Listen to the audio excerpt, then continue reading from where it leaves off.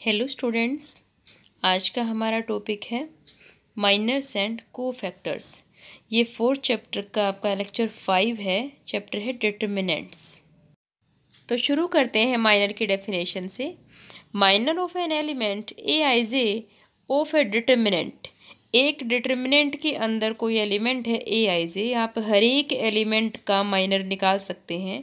मान लो आपको ए आई जे का माइनर निकालना है तो क्या होगा, is the determinant obtained by deleting its ith row and gth column. वो भी एक डिटर्मिनेंट ही होगा, लेकिन वो एक ऑर्डर कम का डिटर्मिनेंट होगा, क्योंकि वो कैसे बनता है, ith रो और gth कॉलम को डिलीट करके। जैसे आपको A23 का निकालना है तो A23, तो उसकी सेकंड रो और थर्ड कॉलम आप हटा दीजिए, डिलीट कर दीजिए। जो बचा हुआ डिटर्मिनेंट आपके पास बचेगा उसको आप कैलकुलेट करिए, वही आपका उस एलिमेंट का माइनर होगा। जब आप एग्जाम्पल करेंगे तो आपको बहुत अच्छे से समझ में आ जाएगा। फिर दोबारा आपको ये डेफिनेशन एक बार पढ़नी है। In which the element A I J lies, जिस रो और कॉलम में खुद वो एलिमेंट स्थित है आपको उसको हटा देना है, और बचे हुए एलिमेंट्स से जो डिटर्मिनेंट बनता है वो आपको कैलकुलेट करना है। Minor of an element A I J is denoted by M I J. M से बन गया माइनर, और आई और जे शो करते हैं उसके कॉलम को और रो को। पहले ऑर्डर 2 का हम माइनर निकालना सीखेंगे। ये आपको एक डिटर्मिनेंट दिया हुआ है 2 ऑर्डर का, यानी कि 2 क्रॉस 2 का, A11, A12, A21 and A22। ये इसके एलिमेंट्स हैं 1 2 0 8। तो आपको सभी एलिमेंट्स का माइनर निकालना है। पहले हम निकाल लेंगे A11 का। तो जैसा कि हमने डिसाइड किया था कि ए आई जे का माइनर निकलेगा तो ith रो और gth कॉलम को डिलीट कर देंगे। तो यहाँ आपको माइनर निकालना है A11 का 1 1, यानी कि first row and first column. ये देखिए मैंने first row and first column को छोड़ दिया है तो एक ऑर्डर कम हो गया है। अब जो A22 बच गया है वो केवल सिंगल एलिमेंट है, यानी 2 ऑर्डर का डिटर्मिनेंट एक ऑर्डर कम हो करके 2 की बजाय 1 ऑर्डर का आपके पास में हो गया है। तो यहाँ एक ही एलिमेंट आपके पास में बचेगा, यानी कि 8। तो कोई डिटर्मिनेंट कैलकुलेट नहीं करना पड़ा, यानी कि 1 का माइनर क्या हो गया, 8 हो गया है। इसी प्रकार आपको बाकी एलिमेंट्स के माइनर भी निकालने हैं और देखने हैं। तो 2 ऑर्डर में तो आपके पास में एक सिंपल सी ट्रिक हो जाती है। A11 का एलिमेंट क्या होगा, उसके सामने क्रॉस करके देख लीजिए। जैसे मैंने यहाँ क्रॉस बना दिया है तो M11, यानी कि A11 का माइनर हो गया M11, वो क्या होगा, 1 का माइनर 8, 8 का माइनर 1, 2 का माइनर 0, 0 का माइनर 2। ये मैंने सभी आपके लिए चारों माइनर निकाल दिए हैं, M11, M12, M21 and M22। तो 2 ऑर्डर में बेटा कुछ कैलकुलेट नहीं करना है, यही इसकी ट्रिक है। इसके सामने ही आप देख लीजिए कि A11 के सामने A22, A12 के सामने A21, एक दूसरे के जो सामने होते हैं वही एक दूसरे के माइनर बन जाते हैं। अब देखते हैं थर्ड ऑर्डर का डिटर्मिनेंट में माइनर कैसे आप निकालेंगे। देखिए ये हमने लिख लिया है डिटर्मिनेंट ऑफ A3 ऑर्डर की एक मैट्रिक्स लिख ली है सिंपल, उसी का डिटर्मिनेंट लिखा है मैंने। A11, A12, A13, A33 तक सब लिख लिया है।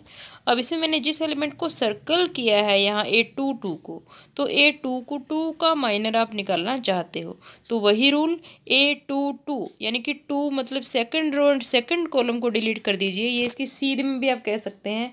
A22 को सामने यहाँ भी कट कर दिया, यहाँ भी कट कर दिया।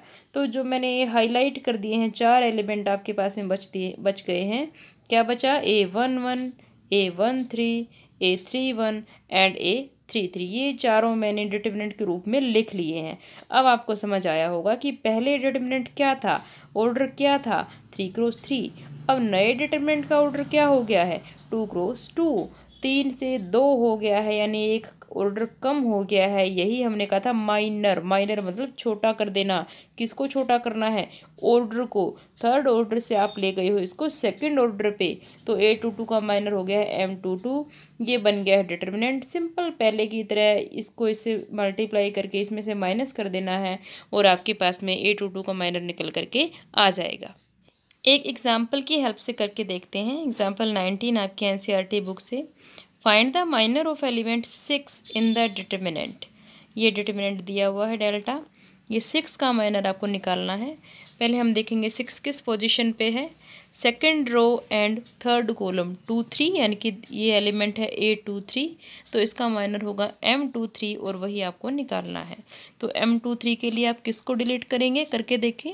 जी हाँ, आप डिलीट करेंगे second row and third column. तो कौन से 4 एलिमेंट, 4 इसलिए क्योंकि 3 ऑर्डर से 2 ऑर्डर में जाएगा डिटरमिनेंट, बच जाएंगे आपके पास में जिनका डिटरमिनेंट आप कैलकुलेट करेंगे। अब ये आ गया है आपका डिटरमिनेंट 1278 और हमने ये कैलकुलेट कर लिया है M23, जो कि बिल्कुल डिटरमिनेंट की तरह 2 ऑर्डर वाले डिटरमिनेंट की तरह कैलकुलेट करके आ गया है -6। अब देखते हैं कोफैक्टर्स की डेफिनेशन।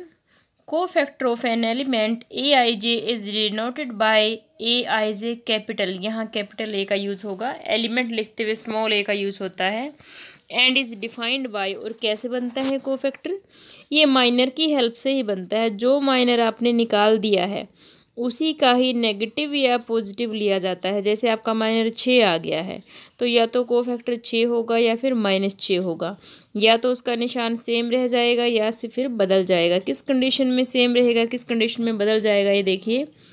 Aij किसके इक्वल होता है, -1 raised to power I + j, where I is the number of row and j is the number of column. Column और रो दोनों को ऐड कीजिए और -1 की पावर करनी है।